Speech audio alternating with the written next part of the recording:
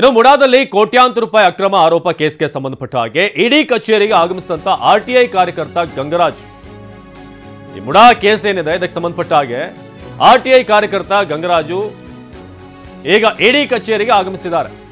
ಬೆಂಗಳೂರಿನ ಶಾಂತಿನಗರದಲ್ಲಿರುವಂತಹ ಇಡಿ ಕಚೇರಿ, ಇಡಿ ಅಧಿಕಾರಿಗಳ ಬುಲಾವ್ ಹಿನ್ನೆಲೆ ಕಚೇರಿಗೆ ಆಗಮಿಸಿದ್ದಾರೆ ಗಂಗರಾಜು. ಸೊ ಇಡಿ ಕಚೇರಿಗೆ ಗಂಗರಾಜು ಬಂದಿರೋದ್ರಿಂದ ಅಂದ್ರೆ ಇಡಿ ಬುಲಾವ್ ನೀಡಿತ್ತು, ನೋಟಿಸ್ ಕೊಟ್ಟಿತ್ತು ಅವರಿಗೆ ನೀವು ಹಾಜರಾಗಬೇಕು ಅಂತ. ಈ ಹಣದ ವ್ಯವಹಾರಕ್ಕೆ ಸಂಬಂಧಪಟ್ಟ ಹಾಗೆ ಇಡಿ ಏನೇನು ಟ್ರಾನ್ಸಾಕ್ಷನ್ಗಳಾಗಿದೆ ಇದಕ್ಕೆ ಸಂಬಂಧಪಟ್ಟ ಹಾಗೆ ಹಲವಾರು ಈ ಸಂಬಂಧಪಟ್ಟಂತವ್ರು ಅಂದ್ರೆ ಮಲ್ಲಿಕಾರ್ಜುನ ಸ್ವಾಮಿ ಅವ್ರನ್ನು ಕೂಡ ಕರೆಯಲಾಗಿತ್ತು, ಅವರು ಕೂಡ ಬಂದಿದ್ರು. ಸೊ ಇಡಿ ಆಫೀಸ್ಗೆ ಈಗ ಗಂಗರಾಜು ಬಂದಿದ್ದಾರೆ. ಸೂಕ್ತವಾದಂಥ ಡಾಕ್ಯುಮೆಂಟ್ಗಳನ್ನು ಏನೇನವರು ಆರೋಪಗಳನ್ನು ಮಾಡಿದ್ರಲ್ಲ ಅದಕ್ಕೆ ಪೂರಕವಾದಂಥ ದಾಖಲೆಗಳೇನಿದೆ ಅದೆಲ್ಲವನ್ನು ಕೂಡ ಅವರು ಒದಗಿಸಬೇಕಾಗುತ್ತೆ. ಹಣಕಾಸಿನ ವ್ಯವಹಾರದಲ್ಲಿ ಏನೆಲ್ಲ ಮಿಸ್ಟೇಕ್ಗಳಾಗಿದೆ ಅಥವಾ ಏನು ಆರೋಪ ಇದೆ ನಿಮ್ಮದು, ಇದಕ್ಕೆ ಪೂರಕವಾದಂಥ ದಾಖಲೆಗಳೇನಿದೆ ಇದೆಲ್ಲದರ ಬಗ್ಗೆ ಕೂಡ ಈಗ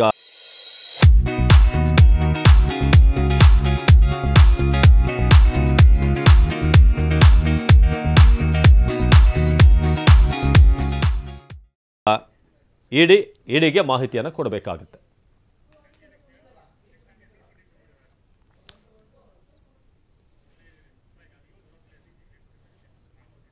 ನಮ್ಮ ಪ್ರತಿನಿಧಿ ರಾಮ್ ಗಂಗರಾಜು ಅವರನ್ನ ಮಾತನಾಡಿಸಿದ್ದಾರೆ, ಬನ್ನಿ. ಅವರು ತಮಗೆ ಕಚೇರಿಗೆ ಬಂದು ಮಾಹಿತಿ ನೀಡುವಂತೆ ಬುಲಾವನ್ನ ನೀಡಿದ್ದಾರೆ. ಹೌದು, ನಿನ್ನೆ 1:37 ನನಗೆ ಇಡಿ ಕಚೇರಿಯಿಂದ ಕಾಲ್ ಬರುತ್ತೆ. ಕಾಲ್ ಬಂದಾಗ ಕೇಳ್ತಾರೆ ನನ್ನ ಹೆಸರು ಗಂಗರಾಜು ಅಂತ. ಕೇಳಿ ನಿಮ್ಮ ಹೆಸರು ಗಂಗರಾಜು ಅಲ್ವ? ಹೌದು ಸರ್.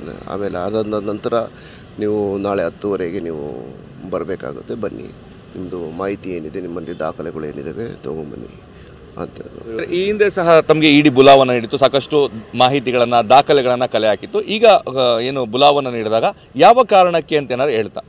ಸರಿ, ಬಹುಮುಖ್ಯವಾಗಿ ಏನು 50-50 ಅನುಪಾತ ಇರ್ಬೋದು, ಮತ್ತು ಬೇರೆ ಬೇರೆ ದಾಖಲೆಗಳು ಇರೋದು. ಅದಕ್ಕೆ ಸಂಬಂಧಪಟ್ಟಂಗೆ ಲಾಸ್ಟ್ ಟೈಮು ಕೇಳಿದರು, ಹಲವಾರು ದಾಖಲೆಗಳನ್ನು ಕಲೆಕ್ಟ್ ಮಾಡ್ಕೊಂಡಿದ್ರು.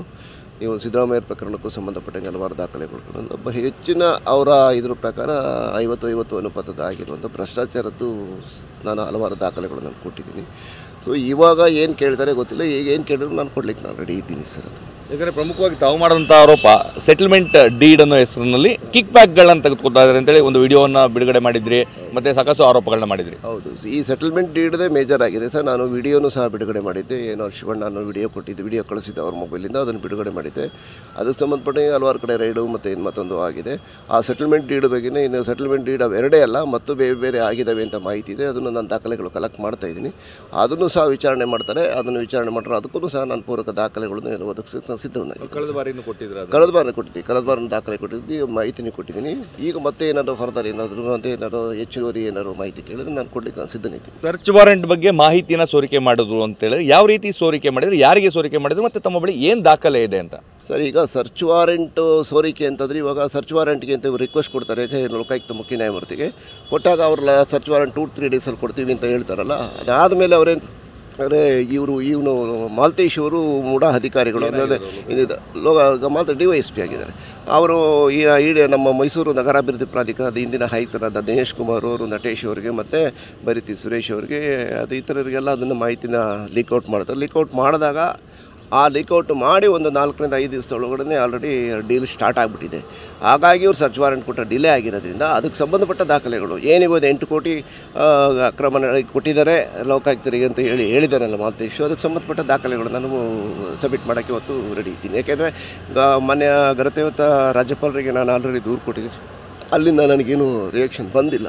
ಹಾಗಾಗಿ ಹಣದ ಒಂದು ಇದಾಗಿರೋದ್ರಿಂದ ವರ್ಗಾವಣೆಯಾಗಿ ಅವ್ರಿಗೆ ಕೊಟ್ಟಿರೋದ್ರಿಂದ ಇದು ಇಡಿಯಿಂದ ತನಿಖೆ ಆಗಲಿ ಅನ್ನೋ ಉದ್ದೇಶಕ್ಕೆ ನಾನು ಕೊಡ್ತಾಯಿದ್ದೀನಿ. ಬಹುಮುಖ್ಯವಾಗಿ ಇದು ಇಡಿ ಅನ್ನೋದಕ್ಕಿಂತ ಇಡಿ ಇರ್ಬೋದು, ಲೋಕಾಯುಕ್ತ ಇರ್ಬೋದು, ಇದರಿಂದ ಇದೆಲ್ಲ ಸಂಪೂರ್ಣವಾದ ತನಿಖೆನ ಮೊದಲು CBIಗೆ ಹೋಗಬೇಕು ಅನ್ನೋದು ನನ್ನ ವಾದ ಇದೆ ಸರ್. ಇದು RTI ಕಾರ್ಯಕರ್ತ ಗಂಗರಾಜು ಅವರ ಸ್ಪಷ್ಟವಾದಂತಹ ಮಾತುಗಳು. ಕ್ಯಾಮ್ರಾ ಪರ್ಸನ್ ರಘು ಜೊತೆ ರಾಮ್, TV9 ಮೈಸೂರು.